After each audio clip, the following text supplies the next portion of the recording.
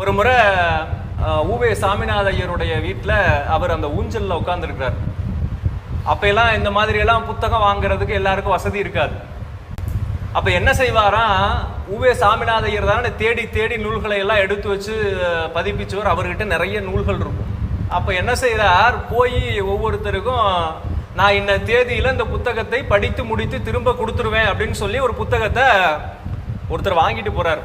உடனே நான் ஒரு வார காலத்தில் இந்த புத்தகத்தை படித்து விட்டு உங்களிடத்துல திருப்பி கொடுக்குறேன்னு சொல்லி எழுதி லைப்ரரி மாதிரி அந்த நோட்டில் எழுதி கையெழுத்து போட்டு எடுத்துகிட்டு போயிடுவாங்க. திரும்ப ஒரு வாரம் கழித்து அந்த நூலை படித்து முடிச்சுட்டு கொண்டு வந்து அவர் இடத்துல கொடுத்துட்டு திரும்ப வேற நூலை வாங்கிட்டு போவாங்க. இப்படி அது ஒரு சுழற்சி முறையில் அப்படியே ஒவ்வொருவரும் அறிமுகமானவர்களாக வந்து வாங்கிட்டு போவாங்க. அப்படி வாங்கிட்டு போயிட்டு ஒருத்தர் வந்து ஒரு வாரத்தில் கொடுக்குறேன் அப்படின்னு சொல்லி ஒரு நூலை வாங்கிட்டு போகிறார். 2 மாதம் கழித்து வர்றார். 2 மாதம் கழித்து வந்து நம்ம ஊவே சாமிநாதையர் அப்படியே ஊஞ்சலில் அப்படியே கால் மேலே கால் போட்டுட்டு அப்படியே உட்காந்துருக்கிறார். அப்போ இவர் மெதுவாக தயங்கி வர்றாரு. ஐயா அப்படின்னு சொல்லி பெரியவங்களை பார்க்க வரும்போது எப்படி வரோம் அப்படிங்கிற அப்படி அந்த மரபோடு வந்து பார்க்குறார். பார்த்துட்டு என்னப்பா வேணும் அப்படின்னு கேட்குறாரு. சுவாமி நான் அப்படி ஐயா நான் இந்த நூலை எடுத்துகிட்டு போயிருந்தேன், ஒரு வார காலத்தில் திருப்பி தரேன்னு சொல்லியிருந்தேன், ஆனால் சூழ்நிலை என்னால் வந்து வர முடியல, 2 மாத காலம் ஆயிடுச்சு, ஐயா பொறுத்துக்கணும் அப்படின்னு சொல்லி கேட்குறாரு. அப்படி கேட்ட உடனே ஊவே சாமிநாதையருக்கு கோபம் வந்துருச்சு.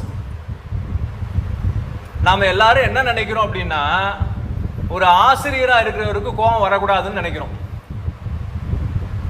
அப்போ ஊவே சாமிநாதர் என்ன பண்ணியிருக்கணும், அப்படியாப்பா ஐயோ என்னப்பா ஆச்சு, 3 மாதம் ஆச்சு 2 மாதம் ஆச்சு அப்படின்னு நான் கேட்பார். உடனே என்ன கேட்டார், ஏப்பா உனக்கு கொஞ்சமாவது பொறுப்பு இருக்கா, ஒரு வாரத்தில் தரேன்னு சொல்லி எடுத்துட்டு போனையே, நீ 2 மாதம் கழிச்சு கொடுத்தா ஒரு வாரத்துக்கு ஒருத்தர் படிச்சிருந்தா கூட மீதி இருக்கிற 7 வாரத்துக்கு 7 பேர் இந்த நூலை படிச்சிருப்பாங்கல்ல.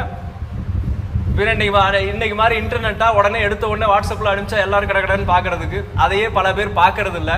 பார்த்துட்டாங்களா இல்லையான்னு தெரிஞ்சுக்கிறதுக்கு ஒரு வணக்கத்தை போடுறது, அதில் நிறைய ஆப்ஷன் கொடுத்துருக்கான். தம்ஸ்அப் போடுறது, வணக்கம் போடுறது, அப்புறம் பூங்கொத்து அனுப்புறது, அதெல்லாம் எதுவுமே அனுப்புறது இல்லை இன்னைக்கும். அவங்க பார்த்துட்டாங்களா இல்லையான்றதே நமக்கு தெரியறது இல்லை.